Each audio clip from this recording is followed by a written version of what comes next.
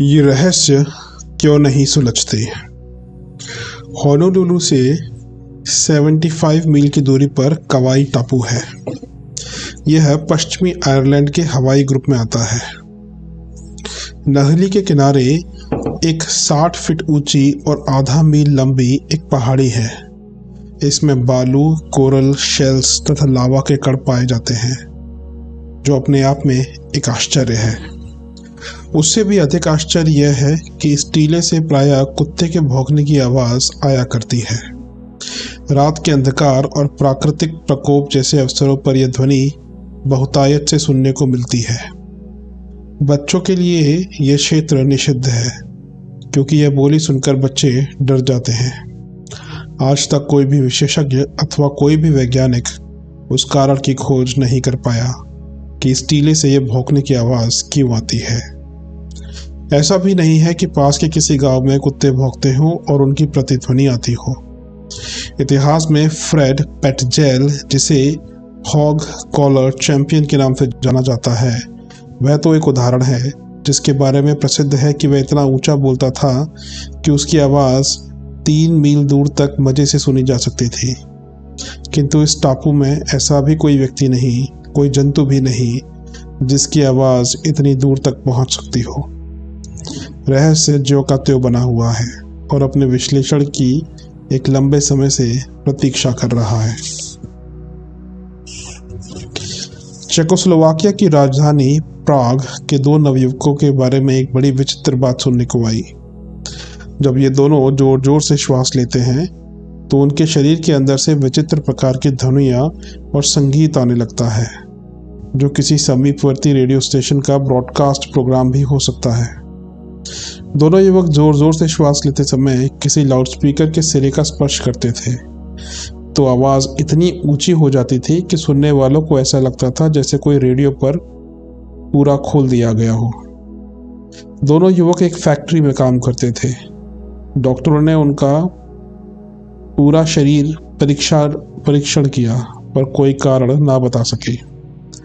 अनेक पत्रकारों ने विस्तृत छानबीन की, पर निराशा ही हाथ लगी। युवकों के शरीर से संगीत ध्वनियों के प्रसारण का कोई कारण नहीं जाना जा सका। विश्वविख्यात पर्यटक बर्ट्रैंड थॉमस ने एक बार अरब रेगिस्तान की यात्रा की, तो उन्हें कुछ ऐसे बालू के टीले मिले जो गाते थे, और उनकी गाने की ध्वनियाँ इतनी स्पष्ट और ऊंची होती थी कि काफ़ी दूर बैठकर भी उन्हें मज़े से सुना जा सकता था। यात्रा संस्मरण में थॉमस ने लिखा है कि यह मधुर संगीत कई तरह के वाद्य यंत्रों से युक्त होता था। कभी ढोलक की आवाज़ आती थी तो कभी वीणा की झनकार। सहारा के रोने वाले टीलों की कथा भी कुछ ऐसी ही है। कैलिफोर्निया में भी बालू के कुछ ऐसे टीले हैं जो गाते हैं। दक्षिण अफ्रीका में कुछ ऐसी रहस्यमय भीतें हैं, वह अट्टहास करती तक सुनाई जाती हैं। यूरोप में कुछ ऐसे समुद्र तट हैं जहां यात्री मधुर संगीत ध्वनियों का रसास्वादन करते हैं। लंकाशायर के सेंट एनी के समुद्री तट की बालू को एक विशेष प्रकार से दबाया गया तो उससे विचित्र तरह की ध्वनियां प्रसारित हुई। वैज्ञानिकों ने इन सब रहस्यों का पता लगाने की चेष्टा की, पर अभी तक वे इतना ही जान पाए हैं कि प्रकृति में बालू की तरह के कुछ ऐसे कण हैं जो परस्पर संघात से प्राकृतिक ध्वनियां निकालते हैं।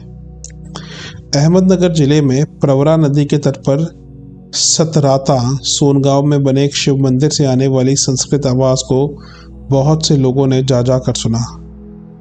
यह संगीतमय ध्वनि शिवलिंग पर डाले जाने वाले जल की निकासी के लिए बनाई गई नाली से आती थी। पूना के 80 वर्षीय इतिहासज्ञ श्री DP पोद्दार ने भी इस विचित्र ध्वनि की पुष्टि की थी और आगे अन्वेषण कराए जाने का सुझाव दिया था। कुछ वैज्ञानिकों ने रहस्यपूर्ण संगीत ध्वनियों का कारण रेडियो के शॉर्टवेव ट्रांसमीटरों को बताया है। उनका विश्वास है कि इस तरह के रहस्य भविष्य में और भी बढ़ सकते हैं। शिकागो में एक महिला ने पुलिस को रिपोर्ट दी कि वह जैसे ही अपने रसोई घर का दरवाज़ा खोलती है, उसके विद्युत चालित चूल्हे से एक विशेष प्रकार की संगीत ध्वनि आने लगती है। दरवाज़ा बंद करते ही संगीत भी बंद हो जाता है। इसकी इंजीनियरों ने जांच की तो पाया गया कि ना तो पास में कोई शॉर्टवेव ट्रांसमीटर है और ना ही बगल के किसी रेडियो से ध्वनि पकड़ी जा रही है। क्योंकि जांच करते समय पास पड़ोस के तमाम सेट बंद करा दिए गए थे। बिजली के यंत्रों से इस तरह की ध्वनियाँ अधिक आती हैं, इसलिए यह रहस्य तात्विक है, ऐसा तो समझा जा रहा है, पर अभी यथार्थ तथ्य पकड़ में नहीं आए हैं। कुओं, बालू के टीलों, समुद्र तट, बिजली के पंखों, चूल्हों और वाद्य यंत्रों से संगीत क्यों और कहाँ से फूट पड़ता है, यह अब तक भी वैज्ञानिकों के लिए एक पहेली बना हुआ है।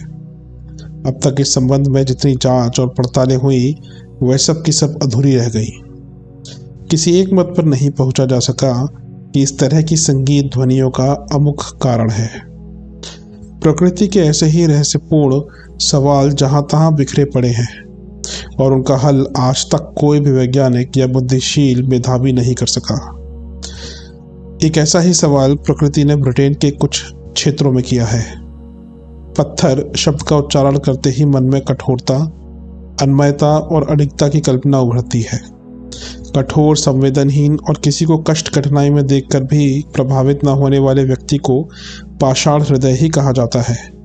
परंतु कुछ पत्थर ऐसे भी होते हैं जो कठोर होते हुए भी मुलायम और नम्य होते हैं। ब्रिटेन के कुछ क्षेत्रों के अलावा ये पत्थर भारत में हरियाणा के चरखी दादरी क्षेत्र में पाए जाते हैं। इन पत्थरों की नम्यता और लचीलेपन को देखकर लोगों ने उन्हें दिलदार पत्थर का नाम दिया है। दिल शब्द का उच्चारण करते ही लोचपन और संवेदनशीलता की कल्पना उभरती है। इसी तरह का लचीलापन और कोमलता उन दिलदार पत्थरों में पाई जाती है। इन पत्थरों का कोई रंग नहीं होता और ये सामान्य पत्थरों की तरह अपारदर्शी भी होते हैं, परंतु लचक होने के कारण उनका उपयोग किन्हीं निर्माण कार्यों में नहीं होता। इन पत्थरों का गठन लाखों कोशों के संगठन से होता है और ये कठोर होते हुए भी हवा पानी के प्रभाव से छलनी की तरह छिद्रदार बन जाते हैं। इनमें हवा पानी के आने जाने के लिए पर्याप्त स्थान भी होता है। दोनों सिरों को पकड़कर इन्हें हिलाया जाए तो ये रबड़ की तरह लहराने भी लगते हैं, किंतु फिर भी ये ठोस होते हैं। इस प्रकार के लोचदार और ठोस पत्थर कैसे बनते हैं, विज्ञान अभी इसको समझ नहीं पाया है। अद्भुत जगत के अद्भुत रहस्य। कई बार दृश्य के अदृश्य में और अदृश्य के दृश्य में परिणत होने की घटनाएं घटित होती रहती हैं और वे इतनी विचित्र होती हैं कि उन्हें भूत प्रेत, देवी देवता की करतूत, सिद्धि, चमत्कार अथवा अतीन्द्रिय चेतना की अनुभूति आदि कहकर मन समझाना पड़ता है। वास्तविकता क्या है, इसका सही पता लगा सकना और उन अद्भुत घटनाओं का समाधान या विश्लेषण कर सकना प्रायः संभव ही नहीं हो पाता। मनीला की यूपीआई नामक प्रामाणिक समाचार एजेंसी ने पूरी खोजबीन के पश्चात एक समाचार प्रकाशित कराया था कि कॉर्नेलियो क्लोजा नामक एक 12 वर्षीय छात्र जब तब अनायास ही अदृश्य हो जाता है। स्कूल की क्लास से गायब हो जाना और 2-2 दिन बाद वापस लौटना आरंभ में लड़के की चकमेबाजी समझा गया, किंतु पीछे उसके दिए गए ब्यौरे पर ध्यान देना पड़ा। वह कहता था कि कोई समवयस्क परी जैसी लड़की उसे खेलने के लिए पास बुलाती है और वह रुई की तरह हल्का होकर उसके साथ खेलने उड़ने लगता है। पुलिस ने बहुत खोजबीन की, उस पर विशेष पहरा बैठाया गया। यहाँ तक कि उसके पिता ने कमरे में बंद रखा तो भी उसका गायब होना नहीं रुका। पीछे किसी पादरी के मंत्रोपचार से वह संकट दूर हुआ। दूसरी घटना का फ्रांसीसी वैज्ञानिक सेतारियर ने उल्लेख किया है। उनकी विश्वसनीयता पर किसी को उंगली उठाने का साहस नहीं हो सकता। पेरिस की एक प्राचीन प्रतिमा का जब वैज्ञानिकों का एक दल परीक्षण कर रहा था तो वह मूर्ति देखते देखते अदृश्य हो गई और उसके स्थान पर एक दूसरी विशालकाय मूर्ति आ विराजी, जो पहले की तुलना में कहीं अधिक बड़ी थी। यह घटना अभी बहुत पुरानी नहीं हुई है, जिसमें टेनेसी राज्य के गाल्टन नगर के एक धनी किसान डेविड लैंग ने अचानक गायब हो जाने के समाचार ने दूर दूर तक आतंक पैदा कर दिया था और उस संबंध में भारी जांच पड़ताल हुई थी। वह किसी ज़रूरी काम से घर से बाहर जा रहा था कि देखते देखते आंखों के सामने से अदृश्य हो गया और फिर कभी नहीं लौटा। कोई ऐसी वजह भी नहीं थी जिससे वह जानबूझकर भाग जाता। हंसता हंसाता यह कहकर घर से निकला था कि अभी 10 मिनट में आता हूँ। जिस स्थान से वह गायब हुआ था उसके आसपास 15 फीट के घेरे की घास बुरी तरह झुलस गई थी। पुलिस तथा दूसरे खोजी सिरतोड़ प्रयत्न करने पर भी उसका कुछ पता न लगा सके। ऐसी घटनाओं की विवेचना करते हुए वैज्ञानिक क्षेत्रों में कई प्रकार से चर्चा होती रहती है।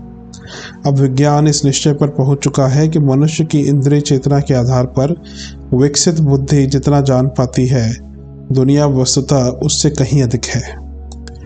उसे ना बुद्धि समझ पाती है और ना मानव निर्मित यंत्र ही उसे पूरी तरह पकड़ पाते हैं। फिर भी कुछ विशेष सूक्ष्म संवेदना वाले यंत्र थोड़ी बहुत जानकारी कभी कभी देते रहते हैं और यह सिद्ध करते हैं कि प्रत्यक्ष दर्शन न केवल अधूरा वरन भ्रामक भी है। हम नित्य ही सूर्य की धूप को देखते हैं, पर सच्चाई यही है कि धूप कभी भी नहीं देखी जा सकती। उसके प्रभाव से पदार्थ विशेष स्तर पर चमकने लगते हैं। ये पदार्थों की चमक है। सूर्य की किरणें जो इस चमक का प्रधान कारण है, हमारी दृश्य शक्ति से सर्वथा परे हैं। अंतरिक्ष में प्रायः पूरे सौरमंडल को प्रकाशित एवं प्रभावित करने वाली धूप वस्तुतः सोलर स्पेक्ट्रम है। उसे ऊर्जा की तरंगों एवं स्फुरणाओं की एक सुविस्तृत पट्टी कह सकते हैं। इस पट्टी में प्रायः 10 अरब प्रकार के रंग हैं, पर उनमें से हमारी आंखें लाल से लेकर बैगनी तक एक एक रंग सप्तक को तथा उसके सम्मिश्रणों को ही देख पाती है। बाकी सारे रंग हमारे लिए सर्वथा अदृश्य, अपरिचित, अकल्पनीय हैं। अब हम कुछ एक सूक्ष्म किरणों को किन्हीं विशेष यंत्रों की सहायता से देख समझ सकने में थोड़ा समर्थ हो तो गए हैं। जैसे धूप में इंफ्रारेड तरंगें देखी तो नहीं जाती, पर जलन के रूप में अनुभव होती है। इन किरणों का फोटोग्राफी में प्रयोग करके दुनिया का वास्तविक रंग विचित्र पाया गया है। घास पात पेड़ पौधे वस्तुतः बिल्कुल सफ़ेद हैं और आसमान व समुद्र बिल्कुल काले हैं, जबकि हमको पत्तियां हरी और आसमान तथा समुद्र नीले दिखाई देते हैं। इन किरणों की सहायता से अमेरिका ने क्यूबा में लगे रूसी प्रक्षेपास्त्रों के फोटो हवाई जहाज से खींचे थे। आश्चर्य यह है कि उसमें उन जलती सिगरेटों के फोटो भी आ गए जो 24 घंटे पहले वहां के कर्मचारियों ने जलाई थी, और वे तभी बुझ भी गई थी। दृश्य जगत में पदार्थ समाप्त हो जाने पर भी वह अंतरिक्ष में अपनी स्थिति बनाए रह सकता है।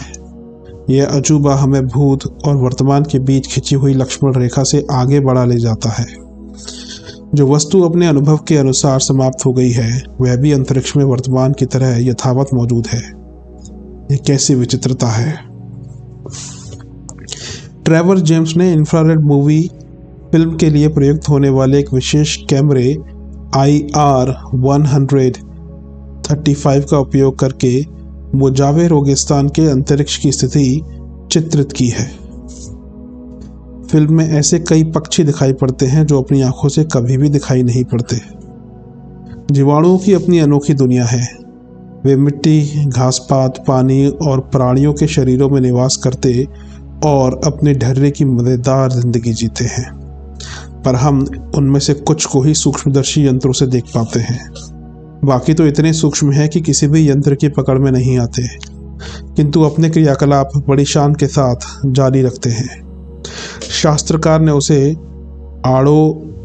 अड़ोरणीयान महतो महियान कहा है।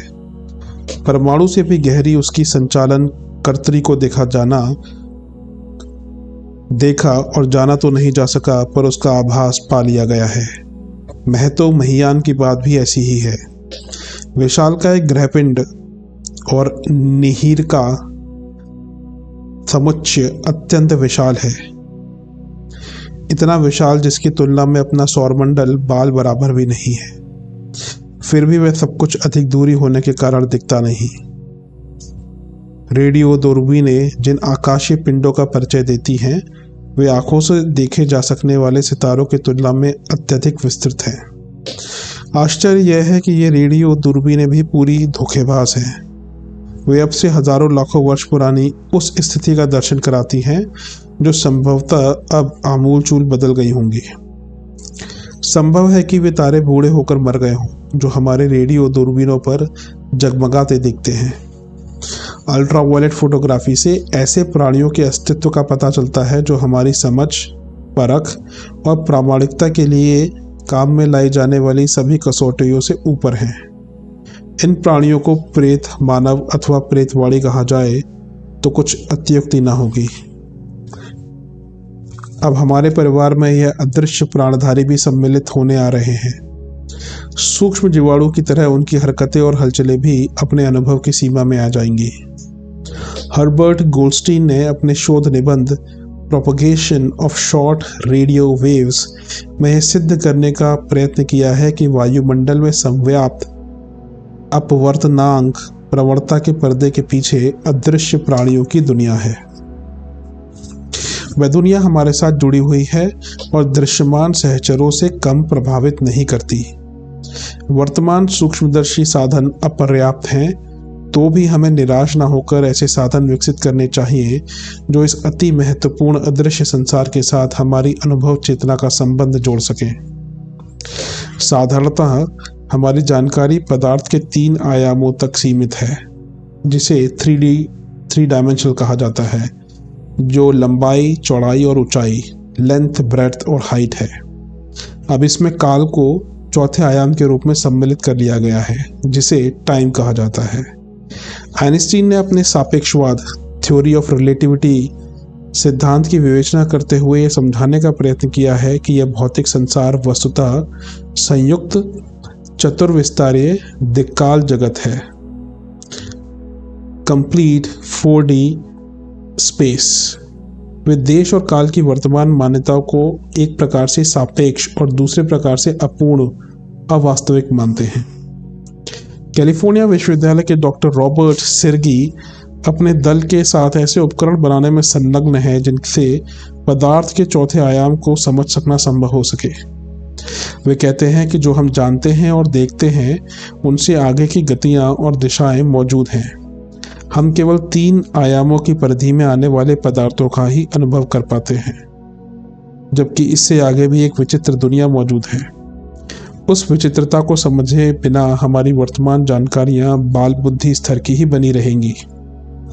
दृश्य का अदृश्य बन जाना और अदृश्य का दिखाई देने लगना मोटी बुद्धि से बुद्धि भ्रम अथवा कोई दैवीय चमत्कार ही कहा जा सकता है। इतना होते हुए भी एक ऐसे सूक्ष्म जगत का अस्तित्व मौजूद है जो अपने इस ज्ञात जगत की तुलना में केवल अधिक विस्तृत ही नहीं वरन अधिक शक्तिशाली भी है। भूतकाल में उसे सूक्ष्म जगत एवं दिव्यलोक कहा जाता रहा है। उसमें पदार्थों का ही नहीं प्राणियों का भी अस्तित्व मौजूद है। वे प्राणी मनुष्य की तुलना में बहुत छोटे भी हो सकते हैं और बहुत बड़े भी। आवश्यकता एवं परिस्थितियां उनकी भी हो सकती हैं, और जिस प्रकार हम उस सूक्ष्म जगत के साथ संबंध जोड़ने को उत्सुक हैं, उसी प्रकार वे भी हमारे सहचरत्व के लिए इच्छुक हो सकते हैं। प्राणियों और पदार्थ का लुप्त एवं प्रकट होते रहना इन स्थूल एवं सूक्ष्म जगत के बीच होते रहने वाले आदान प्रदान का एक प्रमाण हो सकता है। सुप्रसिद्ध विज्ञान कथा लेखक H.G. वेल्स ने अपनी एक पुस्तक द इनविजिबल मैन अदृश्य मानव में उन संभावनाओं पर प्रकाश डाला है जिनके अनुसार कोई दृश्य पदार्थ या प्राणी अदृश्य हो सकता है और अदृश्य वस्तुएं दृष्टिगोचर होने लग सकती हैं। इस विज्ञान का उन्होंने अपवर्तनांक रिफ्रैक्टिव इंडेक्स नाम देकर उसके स्वरूप एवं क्षेत्र का विस्तृत वर्णन किया है। हम ज्ञात को ही पर्याप्त ना माने, प्रत्यक्ष को ही सब कुछ ना कहें, प्रस्तुत मस्तिष्कीय और यांत्रिक साधनों को सीमित मानकर ना चले और जो अभिज्ञात है उसकी शोध में बिना किसी पूर्वाग्रह से लगे रहें, तो इस आड़ोरणियान महतोमहियान जगत के वे रहस्य जानने की दिशा में अग्रसर हो सकते हैं जो अभी तक नहीं जाने जा सके हैं। धन्यवाद।